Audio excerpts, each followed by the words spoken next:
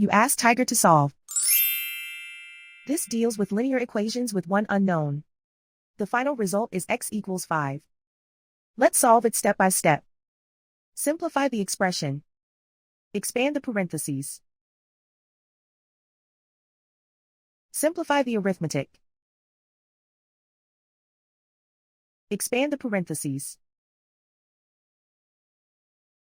Simplify the arithmetic.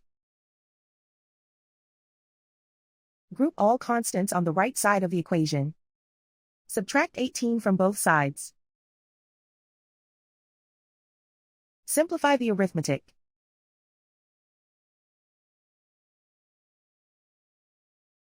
Isolate the x. Divide both sides by -3. Cancel out the negatives. Simplify the fraction. Cancel out the negatives. Find the greatest common factor of the numerator and denominator. Factor out and cancel the greatest common factor. And so the final result is x equals 5.